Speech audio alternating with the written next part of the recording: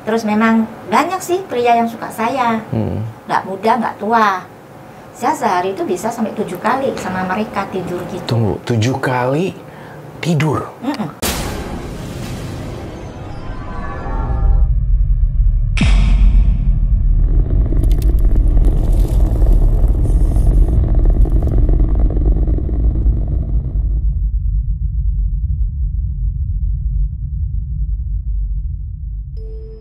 Hai guys, kembali hadir bersama saya Rel Kiyoshi di Benang Kehidupan, mengupas tuntas misteri kehidupan manusia.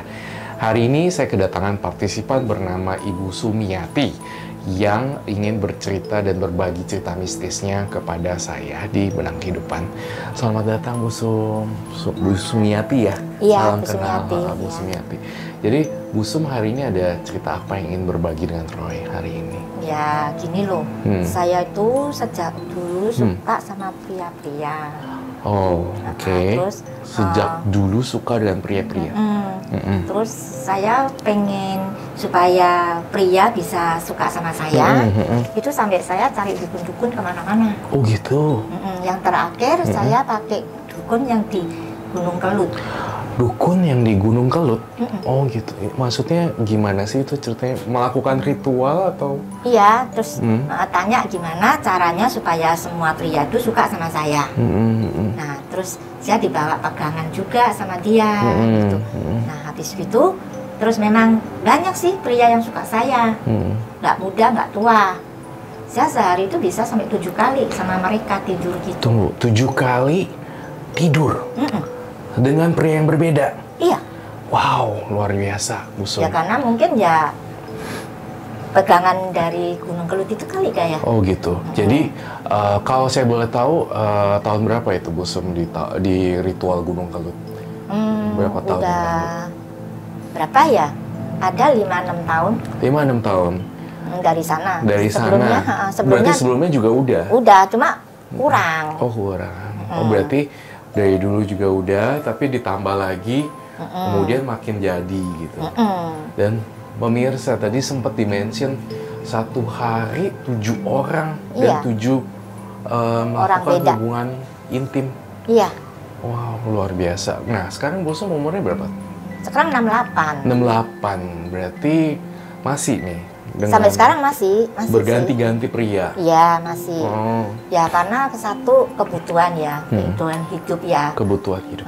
Karena saya sudah janda, ya kan. Jadi tanggungan anak juga ada.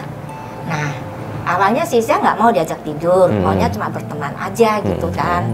Nah, tapi karena mereka bilang dapat uang, uangnya gede juga bagi saya. Oke. Kalau boleh tahu berapa duit Bu Sum sekali main? Sekali main nggak mesti. Ada yang gede, ada yang kecil. Paling kecil 500. Oh, itu yang paling kecil 500 dibayar. Dan saya nggak pernah target itu. Mereka kasih sesuka mereka aja. Saya nggak pernah minta sih. Oh baik, baik. Dia mau kasih. Tapi ada juga yang berondong-berondong itu kadang nakal. Nggak mau ngasih duit. Oh. Jadi aku harus borokin. Jadi Bu Sum yang ngebiayain mereka berondong malahan, itu.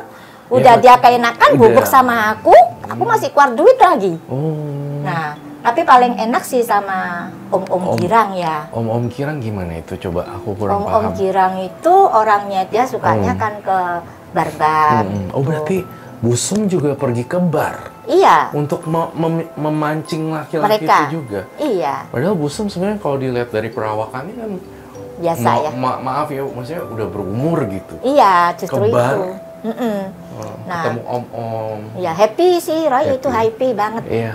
Sudah dapat duit, dapat makan, ya kan. Ya. Terus kalau misalkan kita mau belanja apa-apa, ajak om-om girang paling enak deh. Semua apa yang kita mau dibayarin sama dia. Loh emang Bu Sum nggak takut karma ya? Kalau main kayak gitu ntar istrinya si om-om itu tahu nggak masalah kayak gitu. Nah ya itu, maka itu saya dosa. Sekarang takut sih karma ya. Nah maka itu saya datang ke sini mau tanya gimana cara ngelepasin itu. Karena saya takut juga, umur saya kan udah tua tuh. Kalau boleh tahu berapa Bu Sum? Umur 68. 68 ya? Iya kan, nah hitung-hitung kan nggak tahu berapa lama lagi hidup aku ya.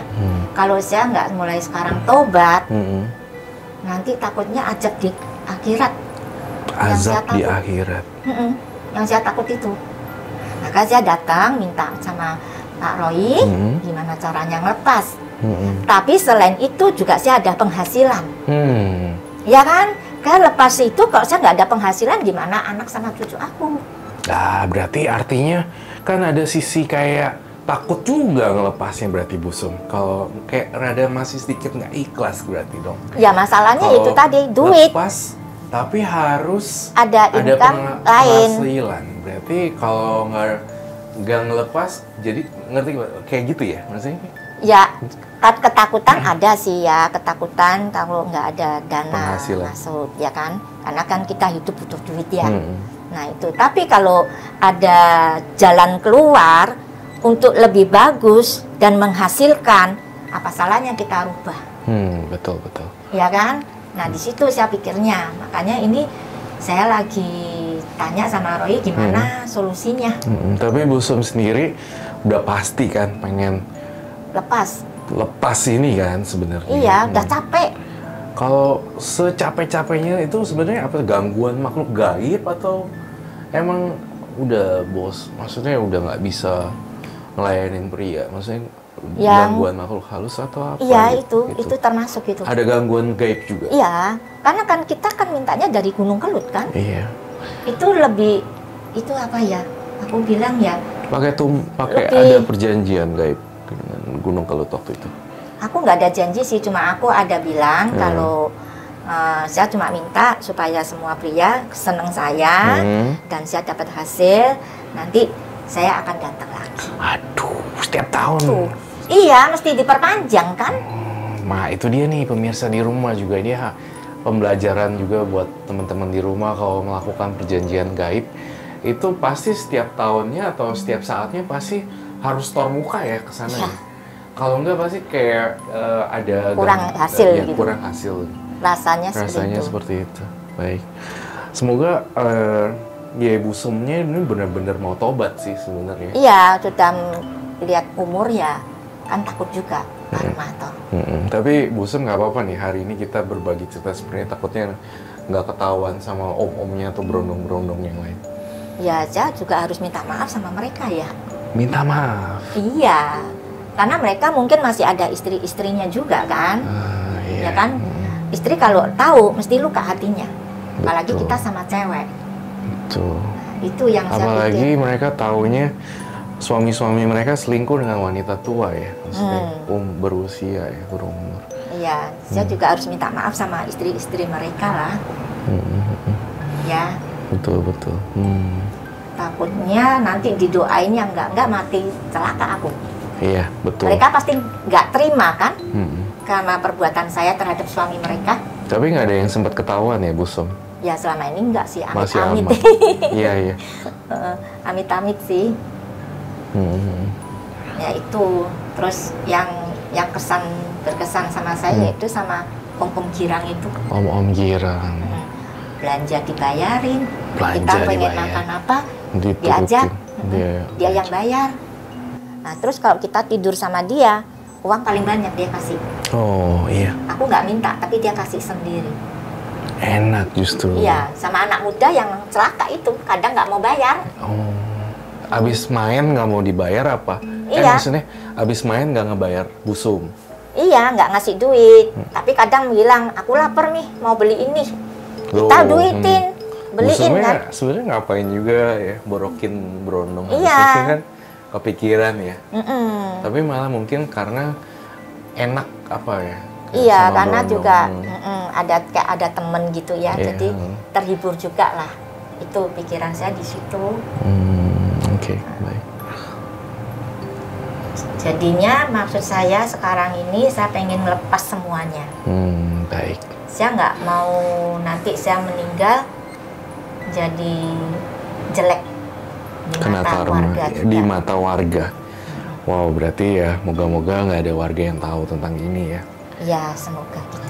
Baik, gini, jadi hari ini kan Bu Sum datang kemari berbagi cerita.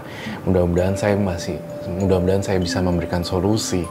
Artinya, Bu Sum harus lepas dari ini. Dibawain sesuatu nggak dari Gunung Kelut waktu itu? Ada. Ada. Dibawain kayak sejenis batu keong gitu ya. Batu keong. Diapain itu batunya Bu Sum? Itu kalau saya pokoknya kemana-mana saya bawa. Terus kalau mau tidur sama cowok lain itu biasa saya usap-usap dulu sambil dalam hati doa. Semoga berhasil dapat duit banyak. Oh, lalu berdoa dalam hati maksudnya? Ya, supaya berhasil dapat duit banyak gitu. Di bawah sekarang batu apa tadi? Batu keong. Keong bawa. Ada. Oh, oke. Nih, kayak gini. Waduh, ini saya pegang nggak apa-apa? Nggak apa-apa. Oh, jadi cara ini guys, pemirsa di rumah, ini namanya batu kerang ya, batu keong tadi ya. Jadi batu keong ini katanya diusap gini. Sambil doa dalam hati. Nih, ini namanya batu kerang. Kerang keong. Kerang keong.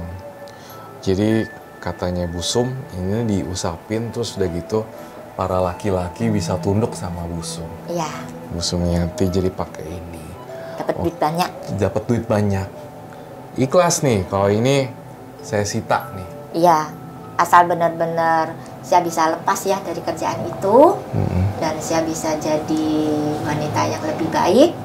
Saya mau itu. Jadi batu keong ini diusap, terus udah gitu laki-laki bisa tunduk. Ya. Dan artinya ketika batu ini saya sita, Bu Sum itu udah nggak populer atau cantik lagi di mata laki-laki, udah ikhlas seperti itu. Nggak masalah. Nggak masalah. Memang pengen lepas ya. Jadi supaya karma saya berkurang lah. Ya seperti ini ya pemirsa, batu kerang. Oke, batu keong. Jadi solusi yang dari saya adalah ini akan saya sita.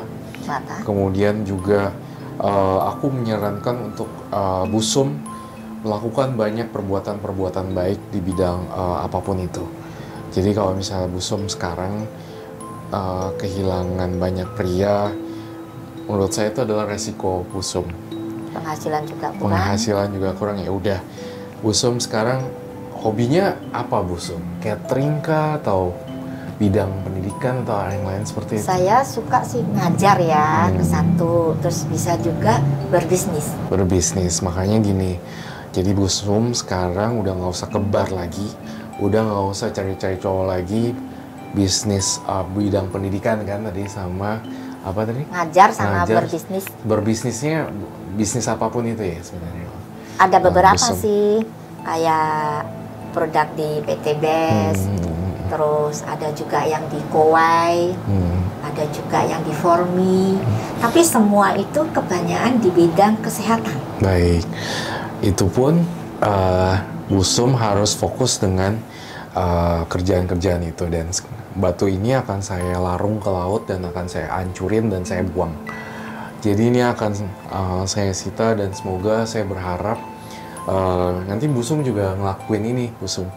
Jadi kamu kayak melarung baju-baju bekas kamu, kemudian rambut kamu dipotong sedikit simbolis seperti itu, dibuang ke pantai sebagai simbolis kamu hidup baru.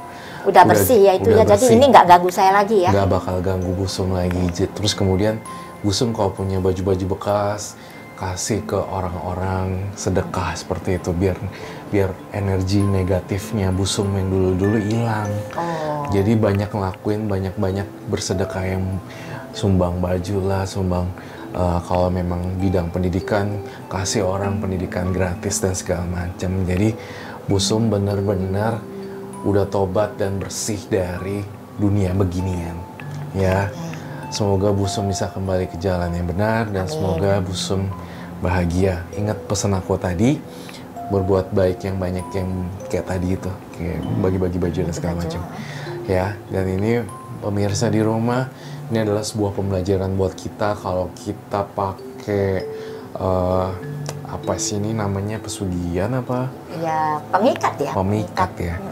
Ya, ujung-ujungnya pasti juga ada hitung-hitungannya kan, pasti ada. Sekarang kan Bu Sum nggak ada korban jiwa ini. Nggak ada. Untungnya. Ya, alhamdulillah. Alhamdulillah untungnya belum. Makanya ini pembelajaran buat kalian di rumah juga pemirsa, bahwa pemakai seperti ini harus berhati-hati. Yang paling buruk adalah bisa ada tumbal. Ya. Baik. Nyawa kita juga bisa hilang ya. Nyawanya juga bisa hilang, Bu Sum. Ya, untuk Bu Sum bisa cepat-cepat berpikir seperti ini dan sadar. Baik, terima kasih telah menonton Roy Kiyoshi di Benang Kehidupan. Bagi kalian yang pengen berbagi cerita mistis atau cerita kehidupan, kalian bisa langsung juga WA ke sini. Ya, cerita kalian ditunggu dan jangan lupa like, comment, dan subscribe dan share. Sampai jumpa di Benang Kehidupan berikutnya. Terima kasih ya Bu Sum. Terima kasih. Terima kasih Bu Sum.